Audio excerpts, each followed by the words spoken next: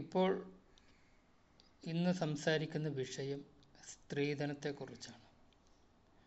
സ്ത്രീധനം കൊടുക്കാൻ ഇല്ല എന്ന് പറഞ്ഞുകൊണ്ട് ഒട്ടനവധി പെണ്ണുങ്ങൾ വിവാഹം കഴിക്കാണ്ട് നമ്മുടെ കേരളത്തിൽ ഇരിപ്പുണ്ട്. ഇവർക്കൊക്കെ ഉണ്ടാവുന്ന പ്രശ്നങ്ങൾ, ഒന്ന്, സ്വർണം 101 പവൻ, 51 പവൻ, 20 പവൻ, 10 പവൻ ഇത് വാങ്ങിക്കാൻ ആളുകളുടെ കയ്യിൽ പൈസ ഇല്ല.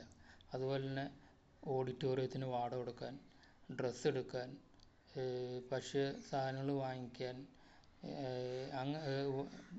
വണ്ടികളുടെ വാടക കൊടുക്കാൻ, അങ്ങനെ ഒട്ടനവധി രീതിയിൽ അവർക്ക് പൈസ ഇല്ല. അതുകൊണ്ട് അവർക്ക് വിവാഹം നടക്കുന്നില്ല. ഇത് കാരണം ആരെങ്കിലും നാട് വിട്ടു പോകുകയോ അല്ലെങ്കിൽ വേറെ ആരെങ്കിലും കൂടെ പോയി കഴിഞ്ഞാൽ അതിനെക്കുറിച്ചും ആളുകൾ കംപ്ലൈൻറ്റ് പറയും.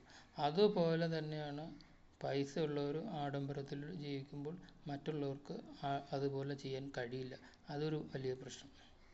അത് കഴിഞ്ഞിട്ട് ഇതെല്ലാം കൊടുത്ത് വിവാഹം കഴിച്ചാൽ തന്നെ ആ പൈസയും ആ സ്വർണമൊക്കെ ചെറുക്കൻ്റെ വീട്ടുകാരും പെണ്ണിൻ്റെ വീട്ടുകാരും കൂടി അങ്ങോട്ടും ഇങ്ങോട്ടും പലതും പറഞ്ഞ് അതൊക്കെ ചിലവാക്കിപ്പിച്ച് കളയും.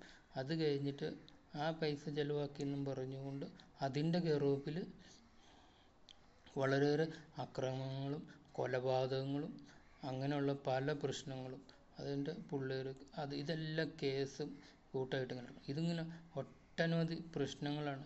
ഇതിനെ തുടച്ചു നീക്കേണ്ടിയിരിക്കുന്നത്. ഇതിന് ഇപ്പോൾ സർക്കാർ ഒറ്റ മാർഗമുള്ളൂ.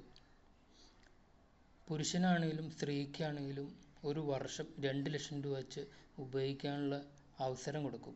അപ്പോൾ അവർക്ക് 2 പേർക്കും സ്വതന്ത്രമായിട്ട് പ്രവർത്തിക്കും. അവരുടെ 2 പേരുടെയും പൈസ അവരവർക്ക് സ്വതന്ത്രമായിട്ട് ഉപയോഗിക്കുകയും ചെയ്യാം.